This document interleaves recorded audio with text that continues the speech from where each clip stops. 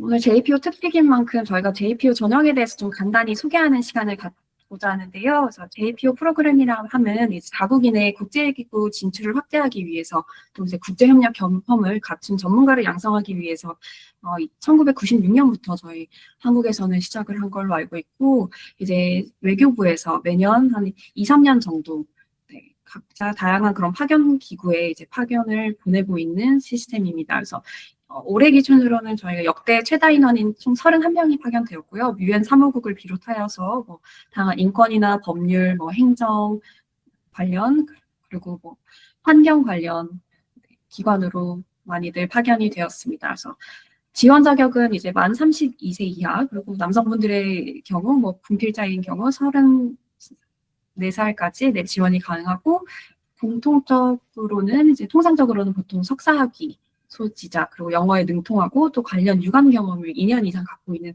사람들을 대상으로 매년 선발을 하고 있습니다. 그래서 전형 과정은 이제 지원서를 접수해서 서류 전형을 거치고 이제 면접 또는 기관에 따라서 필기 시험이 있는 곳도 없는 곳도 있고, 그래서 그런 면접과 필기 시험을 거치고 최종 합격을 하는 그런 전형 과정으로 이루어지고요. 네, 선발 인원은 이제 처음에 96년도에 처음 시행했을 때는 5명에서 시작했고, 이제 매년 점점 늘어서 올해에는 이제 총 31명이 파견이 되었습니다. 그래서 16년부터 원래는 이제 외교부만 이제 선발에 가담을 했다면 16년부터는 그 해외에 소재한 국제기구에서 직접 선발에 참여를 한다는 그런 특징을 갖고 있습니다. 네, 이어서 전형 준비 과정에 대해서 좀 말씀을 드리자면은 우선 가장 오른쪽에 있는 경력 쌓기부터 좀 말씀을 드릴게요. 뭐 이제 사실 여러 가지 그 직무가 있고 그 직무에 따라 다른 경력을 쌓아가실 테지만 뭐 기본적으로는 그쪽 관련 분야에서 뭐 일을 해봤다거나 그 일이라는 게 꼭 정규직 형태가 아니더라도 인턴이라든가 어떤 봉사활동의 형태로 충분히 경력을 쌓을 수 있다고 보고요. 그 외에도 이제 관심 있는 분야에 대한 국제 컨퍼런스라든가 뭐 학위라든가 이런 식으로 경력을 이제 쌓는 것도 사실 이제 장기적인 차원에서 봤을 때 굉장히 중요한 준비 과정이고요. JPO 전형이 이제 매년 한 여름쯤에 열려요. 작년 같은 경우에는 6월 28일에 공고가 났었고, 이제 8월 9일까지 제출을 하는 그런 과정이었습니다. 서류를 이제 8월 9일까지 제출을 했는데, 서류는 이제 그 기본적으로 뭐 유엔의 그 채용 사이트에 들어가가지고 직접 이렇게 작성을 하기도 하고요. 이제 제가 지원했던 유네스코 같은 경우에는 별도의 서식이 있어서 그 별도의 서식으로 아예 이렇게 따로 이제 유네스코 담당자 쪽에 보냈습니다. 뭐 이제 이력서 외에도 이제 뭐 자기소개서라든가 이제 영어로는 뭐 모티베이션 레터 이렇게 얘기를 하는데요. 뭐 이것도 약간 국제기구마다 양식은 좀 다른데 기본적으로 저희 국내에서 그 이제 채용 지원할 때 필요한 것들이 다 필요하다고 보시면 됩니다. 그리고 이제 면접 단계로 가게 되면은 이제 그 약간 국제기구마다 사실 조금 진행하는 방식이 다른데, 우선은 제가 이제 JPO 그 전형을 이제 8월 초에 이제 서류를 제출했었고 9월 중순쯤에 이제 외교부에서 서류 합격했다라는 연락이 왔어요. 그리고 1차 면접을 공통적으로 외교부에서 한국어 면접으로 보게 되는데 그 면접이 9월 30일에 진행이 됐었습니다. 그때 면접은 사실 제가 듣기로 뭐 이렇게 엄청 면접이 이렇게 딥한 면접, 뎁스 있는 면접은 아니라고 들었고 그냥 한국어 역량이 있는지를 확인하는 면접이라고 들어서 실제 면접도 한 10분 정도 온라인으로 10분 정도 진행이 됐는데 굉장히 기본적인 질문들 위주로 진행이 됐던 것 같아요. 그래서 그 1차 외교부 면접은 그냥 한국어 역량이 있는지를 보려는 거기 때문에 그건 크게 걱정 안 하셔도 될 것 같고, 1차 외교부 면접에서 이제 합격을 하면은 이제 2차 각 국제기구별로 이제 면접을 보시게 되는데, 유네스코 같은 경우에는 면접을 2번 봤었어요. 처음에 이제 pre-recorded interview라고 해가지고 저희로 따지면 약간 토익 스피킹이랑 오픽처럼 어떤 그 사이트 이 링크를 타고 들어가가지고 이제 녹화를 하는 인터뷰를 하는 거예요. 그래서 인터뷰어가 따로 있는 게 아니고 이제 뭐 질문이 이렇게 뜨면은 그 답변 준비 시간 30초, 그 다음에 답변할 시간 60초 해가지고 이제 영어로 이제 답변을 하는 거였는데, 그것도 이제 제가 와서 보니까 뭐 답변의 컨텐츠가 엄청 중요하다기보다는 그 영어를 기본적으로 어느 정도로 하는지를 보려고 했던 거더라고요. 그게 한 네다섯 문제 정도가 출제가 됐었는데, 이거는 유네스코에만 한정된 거지 다른 쪽에서는 생략이 될 수도 있습니다. 그래서 그 면접, 그 프리-리코디드 인터뷰를 이제 10월 말에 봤었고, 그리고 이제 그 이후에 유네스코 담당자 쪽에서 연락이 와서 11월 15일에 이제 최종 면접이자 필기 시험을 같이 봤었는데요. 최종 면접은 이제 한 시간 정도 이제 진행이 됐고, 그 한 시간 동안 전반적인 저의 뭐 어학 능력은 당연히 영어로 면접을 보니까 당연히 볼 것이고, 이제 그 외에도 제가 JPO로서 갖추고 있어야 되는 역량, 뭐 어떤 것들이 있는지 역량 위주의 질문을 많이 좀 물어봤었습니다. 뭐 역량이라고 한다면은 이제 그 UN의 그 core competency 나중에 좀 설명을 드릴 텐데, 이제 뭐 기본적으로 organizing 스킬이라든가, 그다음 플래닝 스킬, 뭐 팀워크, 막 굉장히 여러 가지 역량들이 있거든요. 이런 역량 위주로 좀 검증을 하는 면접을 봤었습니다. 그래서 영어 면접을 연습을 하는 게 굉장히 저한테는 주요했던 것 같고요. 그리고 현재 지금 국제적으로 어떤 이벤트들이 일어나고 있는지, 굉장히 지금 뭐 여러 가지 일들이 많잖아요. 이런 것도 평소에 좀 뉴스라든가 아니면은 뭐 다른 웹사이트를 통해서 좀 접해 두시면 면접 준비하는 데 도움이 될 것 같습니다. 기관 업무에 대한 파악은 당연한 거라고 생각하고요. 그리고 또 제가 영어를 계속 말씀을 드렸지만, 기본적으로 UN에 있는 모든 직원들이 영어를 네이티브로 하는 사람들이 생각보다 많이 없어요. 그러니까 그냥 워킹할 수 있는 정도의 영어 실력이면 충분할 것 같고요. 그렇기 때문에 중요한 거는 영어 실력이 얼마나 뭐 느느냐가 아니라 기본적으로 자신감이 되게 중요한 것 같습니다. 물론 뭐 당연히 제2 외국어, 영어 외에 뭐 프랑스어라든가, 또 이제 UN에서 지정한 6대 공용어 있잖아요. 그 뭐 스페인어, 프랑스어, 아랍어, 중국어, 그리고 이제 영어 이렇게까지 하면은 도움이 될 것 같고요. 그래서 저는 그래서 11월 15일에 최종 면접을 봤었고, 그 다음에 이제 필기 시험은 국제기구마다 있는 데도 있고 없는 데도 있습니다. 필기 시험도 같이 봤었고, 그리고 이제 최종적으로 11월 말에 결과가 나왔습니다. 네. 그리고 혹시 송정님께서 혹시 좀 덧붙여 주실 만한 내용이 있을까요? 너무 잘 설명을 해주셔서 더 이상 네, 첨언할 게 없습니다. 네, 알겠습니다. 네, 여러분, 그러면은 이거를 끝내고 합격기까지 하고 살짝 Q&A를 받아보고자 합니다. 여기까지 나온 내용 관련해서. 그리고 지금 송정님이랑 솔기님께서 준비하신 슬라이드가 좀 많아서 살짝 조금 더 빠르게 진행을 하고, 제가 이제 그 시스템 에러 때문에 조금 늦었지만 조금 더 빠르게 진행을 하고, 그리고 Q&A 시간을 최대한 늘리고자 합니다. 그래서 네. 조금만 더 빠르게 진행해 주시면 감사하겠습니다. 네. 그래서 합격 어떻게 했냐, 뭐 비결이 좀 궁금하실 것 같아서 간단히 말씀드리면, 이제 저는 좀 저만의 강점과 특성을 살린 독창적인 프로필을 구축하려고 노력을 했습니다. 그래서 우선 한국인 중에 이제 유엔에서 일해본 사람 있고, NGO에서 일을 해본 사람 있고, 영어 잘하는 사람 훨씬 많죠. 솔비님도 저보다 훨씬 영어를 잘하시는데, 저는 여기에서 조금 더 내가 더 나만의 강점을 살려서 나만의 좀 독특하고 재미있는 그런 프로필을 만들어 보면 어떨까라는 생각에 UN 경험에 NGO 경험을 더해서, 이제 영어를 너도 나도 다 잘하니까 그럼 영어에 더해서 내가 더 잘할 수 있는 게 뭘까 생각을 해서 전 프랑스어를 더 배웠어요. 그리고 프랑스어를 배웠고, 그러면서 이제 환경 분야에서 6년 정도 근무를 하면서 그 환경 분야 안에서도 또 세부 사항이었던 행사 기획을 잡아서 저런 이런 독창적인 좀 프로필을 구축하려고 노력을 했고, 늘 제가 느끼는 건데, 이제 NGO에서는 이제 처음 이제 업무를 시작하면 이제 NGO에서 근무하시는 분들 아실 거예요. 그래서 뭐 워낙 박봉이고 이제 인력이 부족하다 보니까 다양한 업무를 하게 되는데, 그때 했던 그런 다양한 업무들이 나중엔 정말 큰 도움이 되더라고요. 그래서 항상 작은 일에도 좀 진심과 정성을 다하면 헛된 경험이 없다라는 점에서 저는 이제 작은 일에도 좀 항상 성실하게 하려고 하는 그런 노력을 기울여서 현재 오늘 좋은 결과가 있었던 것 같습니다.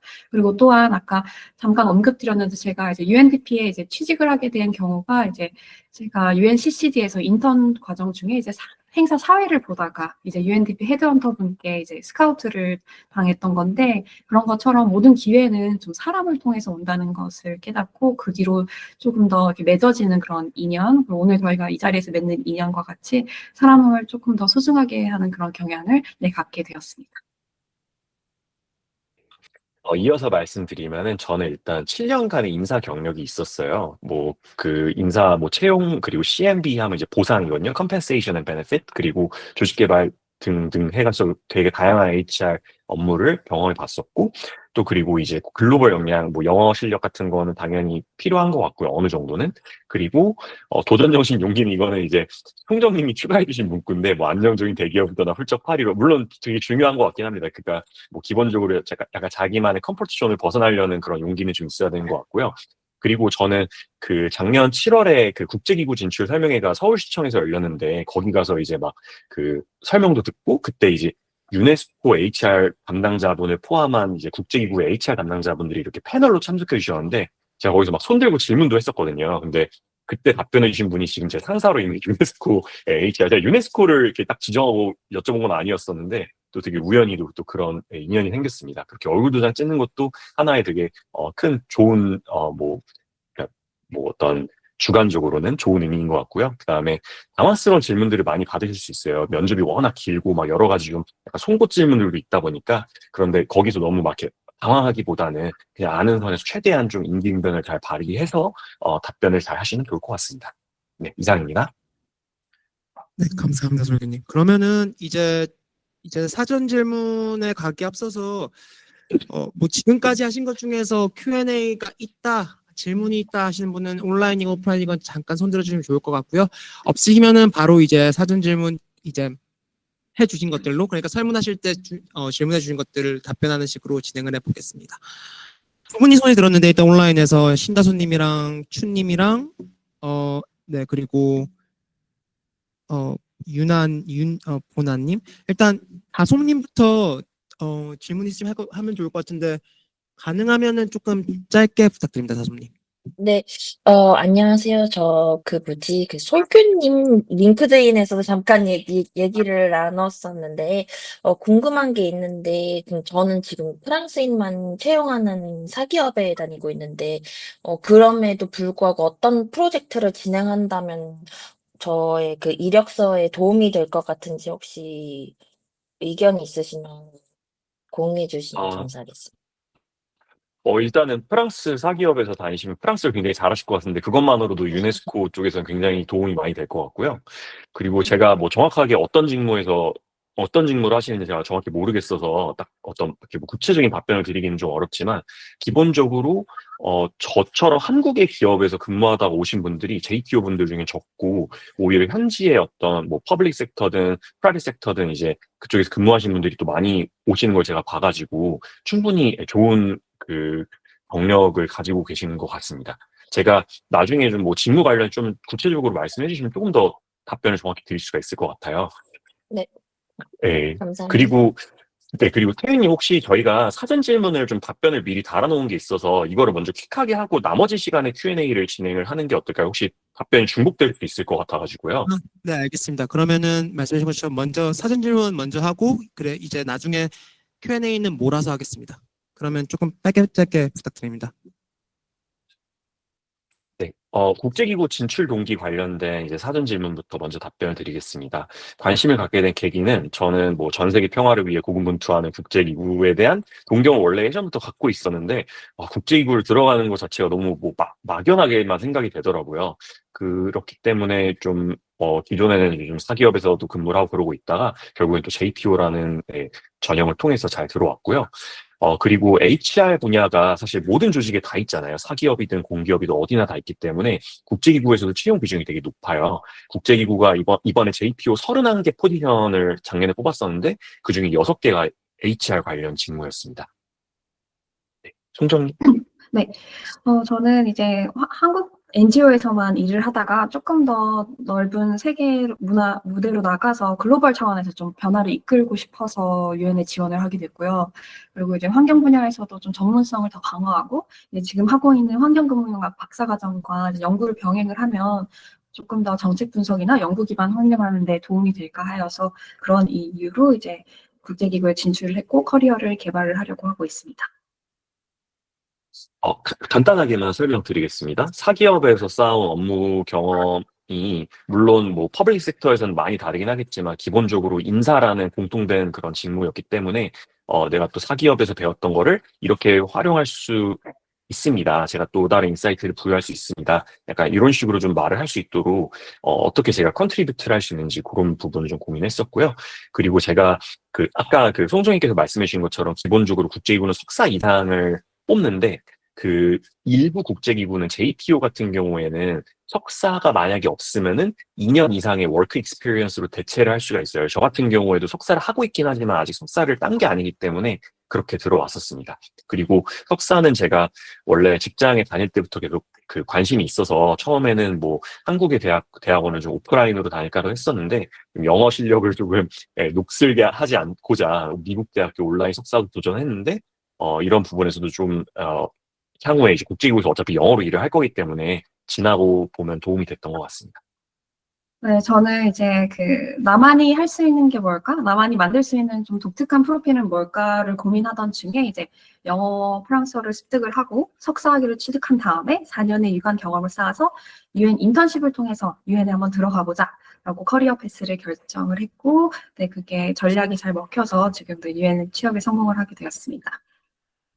네. 제가 겪은 어려움은 국제기구도 물론이고 저는 퍼블릭 섹터에서의 경험이 전혀 없다 보니까 이런 정보를 얻는 게 쉽지 않았어요. 근데 만약에 지금 뭐 사기업에 계시거나 아직 취업을 안 하셨다고 하더라도 관심 있는 분야에 대해서 꾸준히 경력을 쌓으시면은 충분히 도움이 될 것 같습니다.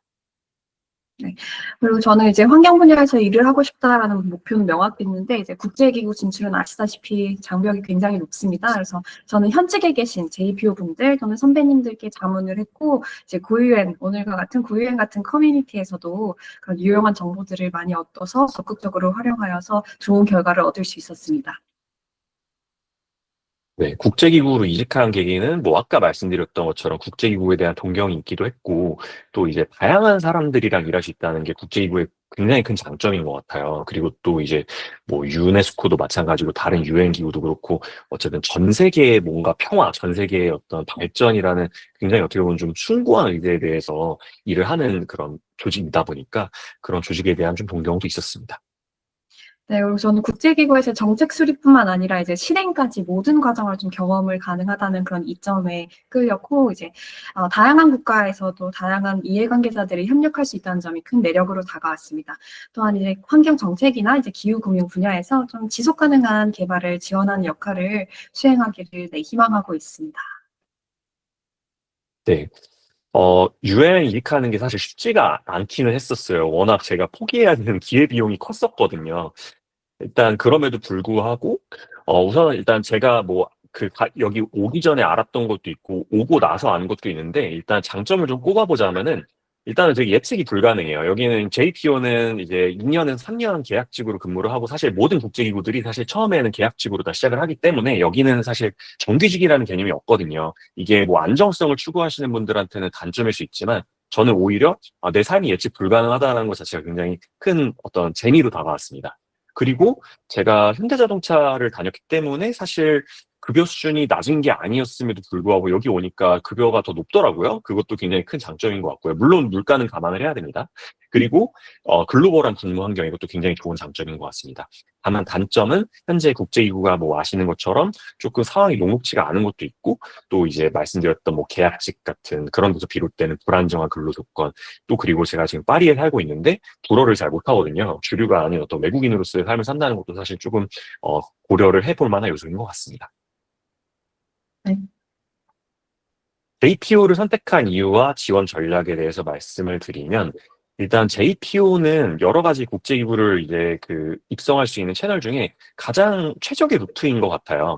왜냐하면은 기본적으로 경쟁하는 후보자 풀 자체가 한국인들 사이에서 그러니까 한국인들을 위한 별도 TO거든요. JPO는 그렇기 때문에 물론 JPO도 정말 쟁쟁한 한국인분들이 많이 계시겠지만 기본적으로 전 세계인들과 경쟁을 하는 것보다는 좀 더 나을 것 같고요. 그리고 이제 그 경력을 되게 중요시해요. 여기는 이제 국제기구는 쉽게 말해서 신입 채용이라는 개념이 없어요. 기본적으로 이 사람이 어떤 경력을 쌓았었고 이거는 학위라든가 뭐 인턴이라든가 아니면 다른 곳에서 일을 했던 것들을 포괄적으로 다 보기 때문에 나의 경력을 어떻게 내가 지금 지원하는 포지션에 잘 녹여내고 어필할 수 있을지를 생각해 보시면 좋을 것 같습니다. 네, 저도 크게 공감하는데, 이제 지금 조금 유엔이나 전체적인 제가 있는 뭐 미국이나 이제 펀딩이 좀 많이 삭감이 되고 있는 가운데에서 저희가 한국 정부의 지원금을 받아서 유엔 시스템 내에 좀 잘 정착하고 이렇게 실무 경험을 쌓을 수 있다는 점이 굉장히 안정적이라고 생각을 하고요.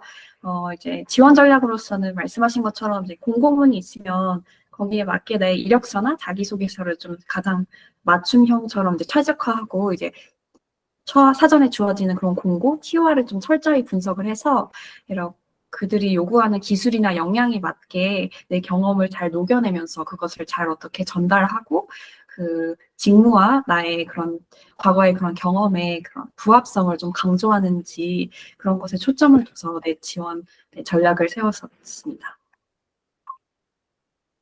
네, JPO 준비 과정은 일단 저는 그 지원자들 오픈 카톡방을 들어갔었어요. 굉장히 도움이 많이 되더라고요. 여러 가지 정보를 이렇게 되게 빨리빨리 이렇게 공유해 주시는 게 되게 좋았고, 저는 면접을 준비할 때는 지금 그 WMO의 JPO로 계시는 분과 이제 같이 스터디를 좀 하기도 했었습니다. 근데 이게 뭐 영어를 단순히 잘하고 이런 걸 떠나서 이렇게 1시간짜리 면접을 보는 것 자체가 사실 한국어로 하기도 쉽지가 않거든요. 그래서 좀 마음 맞는 분들 또는 시간이 되시는 분들이랑 같이 면접을 스터디를 하시는 거를 굉장히 강력하게 추천을 드립니다. 그리고 면접관은 사실 누가 들어올지 알 수가 없어서 뭐 면접관이 누가 들어올지가 명확하다면 당연히 뭐 그분의 링크드인 프로파일을 통해서 좀 조사를 해보시면 좋겠지만 저 같은 경우에 누가 들어올지 몰랐었기 때문에 개인에 대한 조사는 하지 않았고요. 다만 그 조직과 내가 이제 속하게 될 팀의 주요 어떤 동향, 관심사를 좀 사전에 파악하려고 했었습니다. 네, 그래서 저는 이제 유엔의 가치가 있어요. core values, 그리고 역량, competency 이런 게 이제 검색하시면 나올 텐데 그런 것들이 이제 TOR에 각 그 키워드들이 있어요. 그래서 그 키워드에 맞춰서 이제 CBI라고 해서 competency based interview라고 해서 이제 각 키워드에 따라서 예를 들면 뭐 팀워크, 그다음에 너 팀워크에 관련된 너의 과거 경험을 얘기해봐 이런 질문들을 많이 받았는데 그래서 이렇게 스타 기법에 맞춰서 스타가 이제 어떤 상황에 내가 놓여 있었고 거기에서 나에게 주어졌던 업무는 무엇이었으며 그거 직무를 수행하기 위해서 나는 어떤 액션을 취했고 결과적으로 그것이 어떠한 결과나 성과를 가져왔다라는 식으로 대답을 하는 스타 기법에 맞춰서 전 답변을 준비를 했고 저 같은 경우는 이제 그 면접에 어떤 분이 들어오시는지 사전에 이제 파악이 가능했어서 그분의 링크드인 들어가서 이분의 배경이나 관심사 이런 것들을 좀 철저히 조사를 해서 최대한 그분의 그런 과거 경험과 나의 그 경험을 좀 이렇게 융합해서 그분이 좀 마음에 들어 하실 만한 그런 답변으로 좀 준비를 했었습니다. 아, 네. 그리고 한 가지만 더 덧붙이자면은 그 스타 기법 그 말씀해 주셨는데 이게 사실 되게 좋은 기법이에요. 컴피턴시 그런 역량 면접이 굉장히 중요한데 이 많은 분들이 좀 헷갈려 하시는 것은 R이라는 게 이제 리절트잖아요. 그러니까 내가 어떤 뭐 태스크를 통해서 이런 뭐 성장이 이렇습니다. 이런 거를 뭔가 수치로 이렇게 말씀을 해 주시는 것도 좋지만 이 리절트에는 반드시 본인이 그래서 이 경험을 통해서 뭘 배웠는지 어떤 거를 이제 내가 배웠고 향후에 내가 이때 그 경험을 어떻게 적용할 건지를 같이 좀 말씀해 주시면 좋을 것 같아요. 그래서 이 R이 리절트이면서도 저는 리플렉션이라고 생각합니다. 이거를 꼭 감안해 주셨으면 좋겠어요. 네. 맞아. 리설트이면서 리플렉션이면서 컨트리뷰션인 것 같아요. 결국 맞아요. 나는 이거는 네. 좋은 성과를 얻었고 이게 너희에게 어떻게 도움이 될 거야. 그러니까 나 이거 잘할 수 있으니까 뽑아줘. 이렇게 네. 강하게 어필하는데 좋은 기법이 될 수 있을 것 같아요. 네. 맞습니다. 첨언 감사합니다. 네, 다음 질문 넘어가 보겠습니다. 네. 사실 뭐 어느 지원 단계에서나 그렇지만 자기 자신을 객관화할 수 있는 능력이 되게 중요한 것 같아요. 그래서 CV나 뭐 CL이나 이제 군더더기 없이 최대한 이제 심플하게 작성하는 게 좋은 것 같고요. 오히려 너무 이렇게 저도 기아에서도 채용을 했었지만 너무 이렇게 이렇게 미사여구라든가 그런 것들이 많으면 오히려 잘 이렇게 안 와닿거든요. 그래서 최대한 심플하게 작성해 주시되 너무 또 그렇다고 로봇처럼 작성하는 게 아니라 어느 정도 인간미도 좀 같이 보여주면 좋을 것 같고요. AI는 굉장히 요즘 굉장히 좀 중요하게 보고 있는 거여서 혹시나 AI를 쓰신다면은 최대한 AI는 안 쓰신다고 생각을 하시면 좋을 것 같습니다. 채용 과정이 생각보다 쉽게 발각이 되거든요.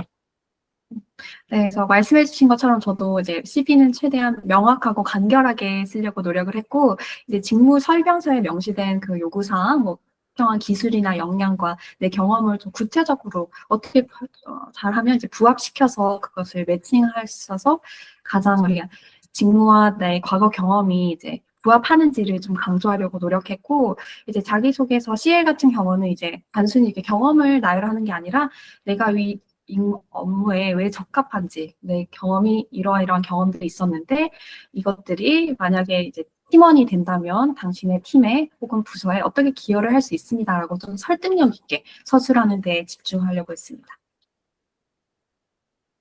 네, 국제기구 진출을 위해 준비해야 되는 요소, 뭐, 영어 스피킹 실력, 아까 말씀드렸던 것처럼 완벽할 필요 없어요. 완벽한 사람이 없습니다, 생각보다 이외에는. 그리고 적극성을 어필하시는 게 되게 좋은 것 같아요. 그러니까 저희가 많은 이제 한국 분들이 굉장히 이제 험블하시잖아요. 이렇게 그런, 뭐, 이렇게 너무 이렇게 내가 이렇게 적극적으로 어필하는 거를 오히려 부담스러워 하시는 것도 있는데 그 벽을 꼭 넘으시기를 바랍니다. 당연히 그 글로벌 매너도 중요하고요. 네. 네. 저는 이제 기본적인 자격 요건, 네, 여기 명시된 것처럼 플러스 본인이 잘하거나 좋아하는 것. 저 같은 경우는 이제 제2외국어를 했고요. 이제 JPO 직무와 좀 직결된 풍부한 경험이 네, 국제기구 진출하는데 가장 중요한 준비 조건이라고 생각을 합니다. 네, 그래서 유사한 업무를 결국 해본 사람을 뽑기 때문에 안 해본 사람 중에는 네, 전자를 뽑기 마련이겠죠. 네. 전공 자체보다는 전반적인 경력이라든가 커리어 개발 방향이 중요한 것 같아요. 저는 사실 영어영문학 전공이다 보니까 사실 그 전공 자체로는 크게 메리트 되는 게 없었거든요. 근데 다만 저는 이제 인사 쪽에서 일을 했었던 게 주요했던 것 같습니다.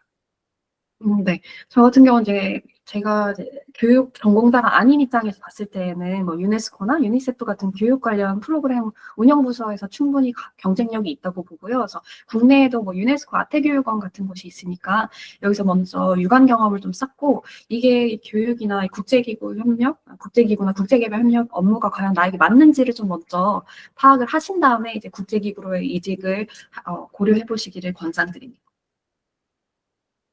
네. 대외 활동을 너무 막 이렇게 세련된 막 국제적인 그런 대외 활동을 하는 건 물론 좋지만, 근데 대외 활동의 스케일 자체는 생각보다 중요하지 않은 것 같고요. 이런 활동을 했는데 내가 여기서 이런 인사이트를 얻었고 이런 배움이 있었다라는 거를 좀 적극적으로 어필하시는 게 더 좋을 것 같습니다.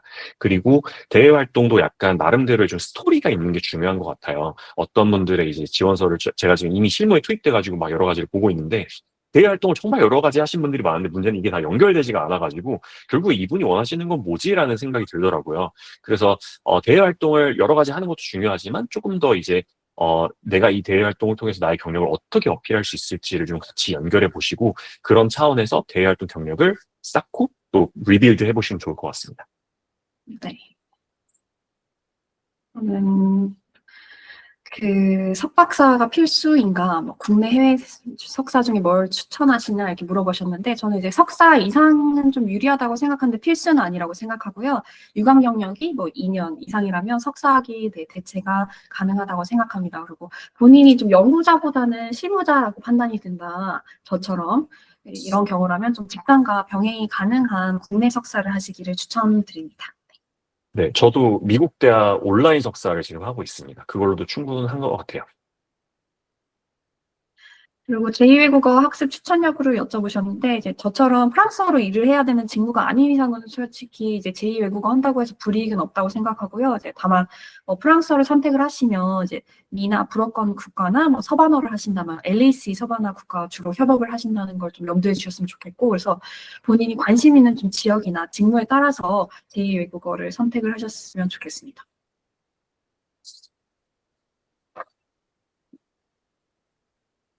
무급 인턴 생활비 같은 경우는 이제 저는 정부 지원금, 이제 정부에서 지원해주는 인턴십을 좀 적극적으로 활용하기를 네, 권장드리고요. 뭐 환경부나 농식품부, 기상청, 외교부에서 하는 다양한 그런 정부 지원 인턴십들이 있으니까 좀 보시고 적극 활용을 하셨으면 좋겠습니다. 뭐 지속적으로 좀 스스로 동기를 부여하기 위해서 저는 이제 앞서 말씀드린 그 NGO, 박봉으로 이제 일을 하던 NGO에서 첫 직장, 그 첫 월급을 항상 생각을 하고, 무급 인턴으로서 생활했던 시절을 떠올리면서 좀 그 과거에 비해서 얼마만큼 내가 성장을 했는지를 스스로를 돌아보고 좀 초심을 지키면서 꾸준히 제 실력을 키워나가려고 하는 네, 노력을 기울이고 있습니다.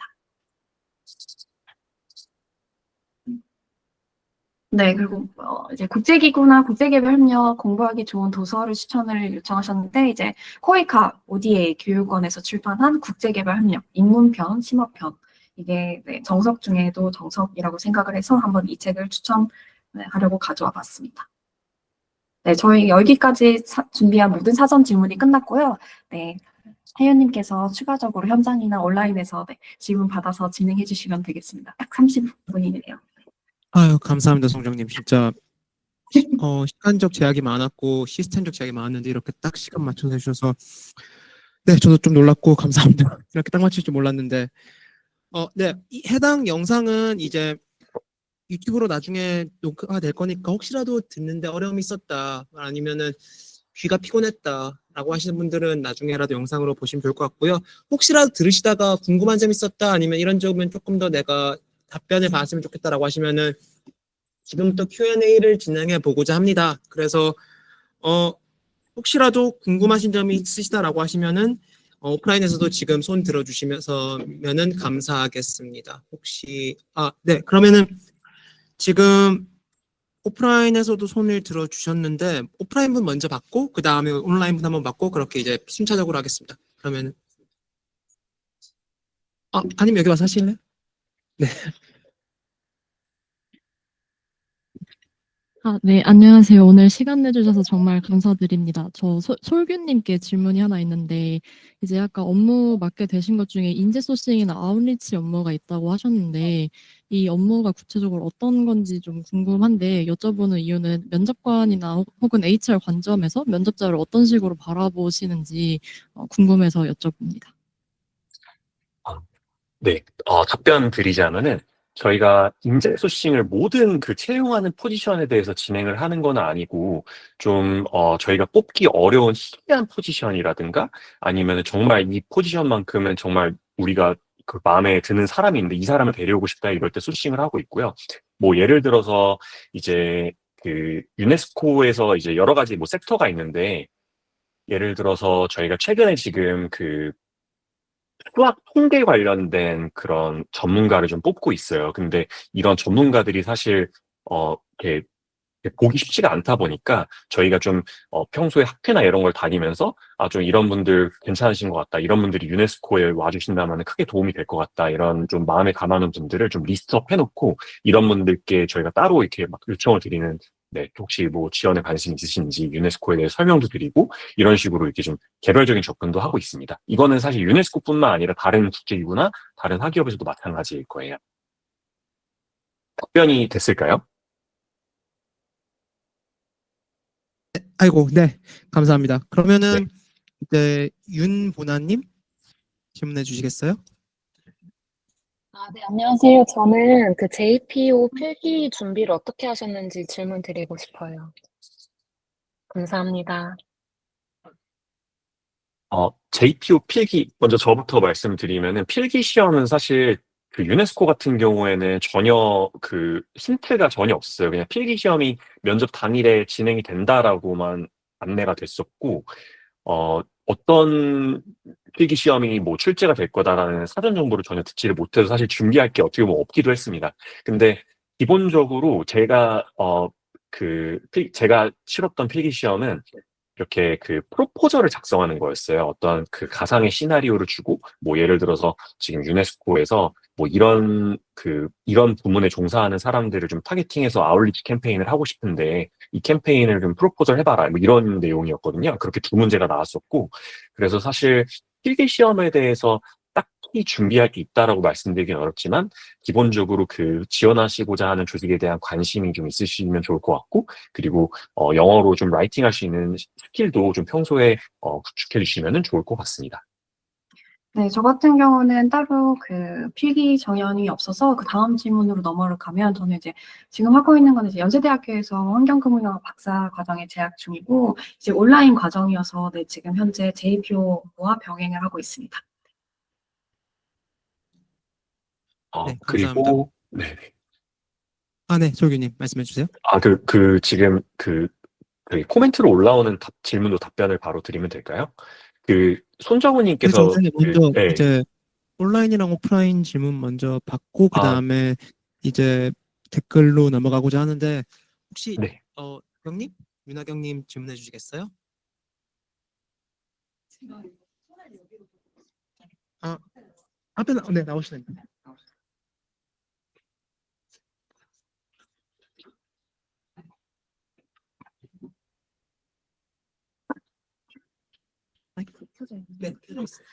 저 질문은 앞서 그 질문해주신 분이랑 거의 같은 질문인데, 그 필기 시험에서 추가로 드리고 싶은 질문이, 그러면은 그게 현장에서 수기로 쓰는 거였는지 아니면 온라인으로 시간이 정해져서 그 시간 안에 제출하는 건지, 그게 첫 번째로 궁금했고요. 그리고 그 면접관이 어떤 분이 들어올지 이제 파악이 되셔서 그분에 대한 조사를 하셨다고 했는데, 그거는 어떻게 알 수 있었는지, 그렇게 두 가지가 궁금합니다. 감사합니다. 우선 그 필기 시험부터 답변 드리면은, 필기 시험은 이제 저 때는 그냥 이렇게 워드 파일을 줬었어요. 그 워드 파일을 줘서 그냥 그거를 2시간 안에 그 워드 파일에다 작성해서 그냥 이메일을 보내고, 굉장히 좀 약간 어떻게 보면 주먹구구식으로 진행이 됐었는데, 그때 당시에 좀 특수한 상황이 있었던 것 같고, 실제 유네스코에서는 리튼 테스트를 진행하는 전용 플랫폼이 있어요. 비드크루터라는 플랫폼이 있는데, 그 플랫폼에서 이렇게 작성을 하는 방식으로 진행이 되고요.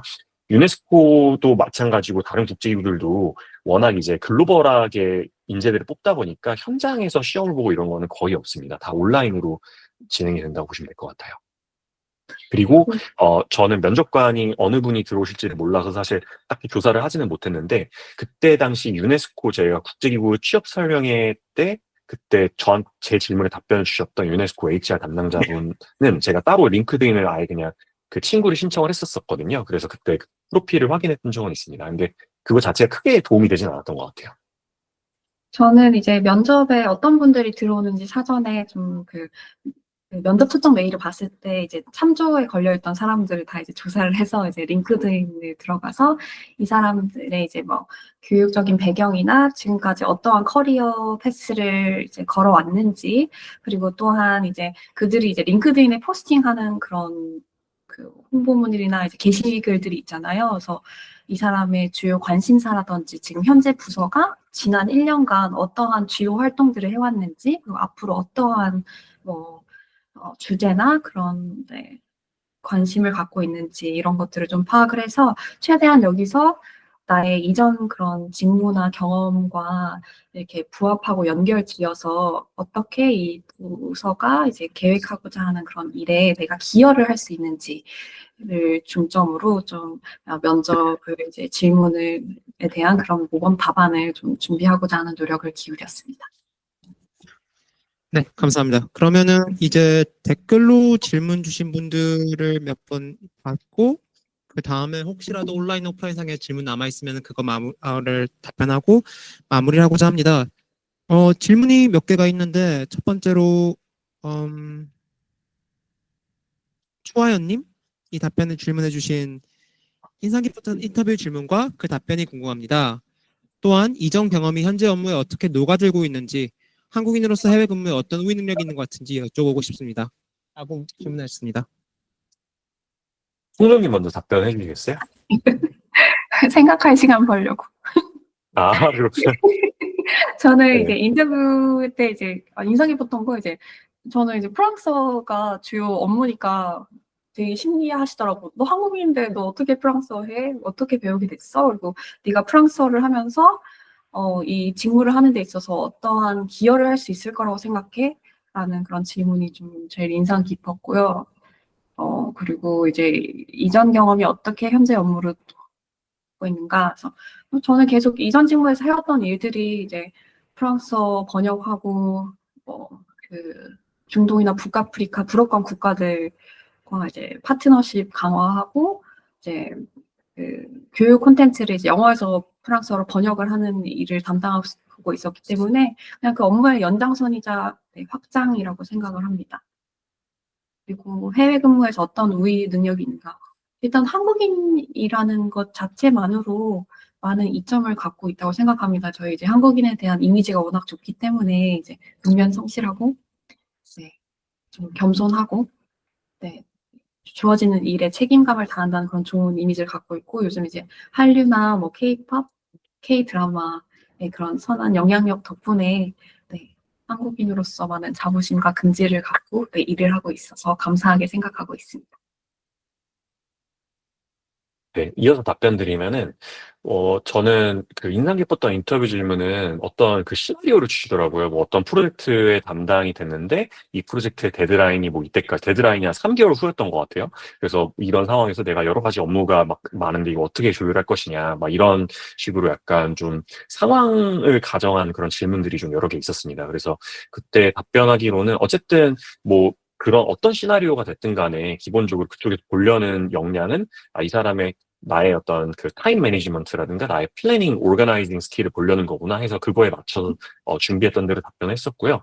그 다음에 한국인으로서 해외 근무에 어떤 우위 능력이 있냐. 기본적으로 한국인들이 약간 일을 잘한다라는, 일을 되게 성실히 한다라는 그런, 좀 뭐, 어떻게 보면 스테레오타입이지만 있는 것 같기는 해요. 그래서 한국인으로서 좀 그런 부분에 대해서는 다른 사람들보다 내가 평소같이 일을 해도 다른 그 외국인 직원들에 비해서 일을 잘한다라는 그런 좀 그런 뭐 약간 편견 아닌 편견이지만 그런 게 있으니까 그런 걸 좀 자부심을 가지시면 될 것 같고 다만 한국인들 중에는 좀 이렇게 약간 그 샤이한 분들 아까 말씀드렸듯이 약간 험블한 분들이 많이 계셔가지고 이제 제가 봤을 때 외국인 분들 중에 일을 잘하는 분들을 보면은 어떤 하나만 잘하지 않아요. 뭐 문서 작성만 잘한다든가 막 이런 분들은 별로 없고 되게 육각형 인재들이 많아요.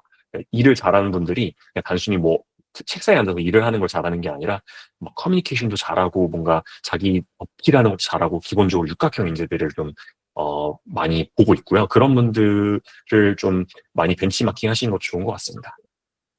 그리고 이게 인터뷰랑 관련이 있어서 진주님 그 답변도 같이 드리면은 스타 답변은 길이를 그 역량 질문은 한 질문당 한 5분에서 7분 사이 답변 시간이 주어지거든요.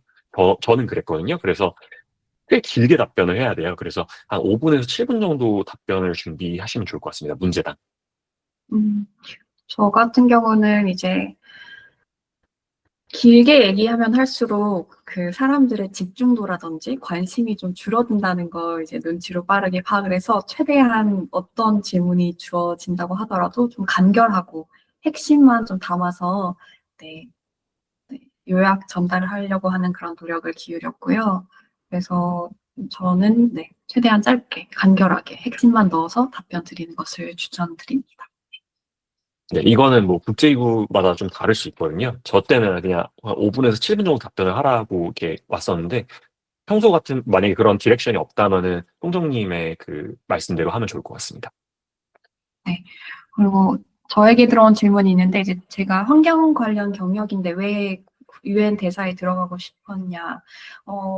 솔규님도 공감을 하시겠지만 이제 저희가 JPO가 매년 선발을 하는데 이제 뭐 법률이나 인권, 뭐 행정, 인사, 뭐 환경 다양한 이제 분야에서 선발을 하는데 매년 어떤 TOR이나 직무 공고가 뜰지 전혀 알 수가 없습니다. 그래서 저 같은 경우도 뭐 UN 대사여서 선택을 했다기보다는 제가 그동안 이제 걸어왔던 커리어 패스나 이전 경험을 가장 좀 잘 녹여서 저를 어필하고, 네, 가장 좀 저의 직무와 좀 부합하는 그런 프로필을 고르다 보니까 UN 대사를 선택을 하게 되었고요.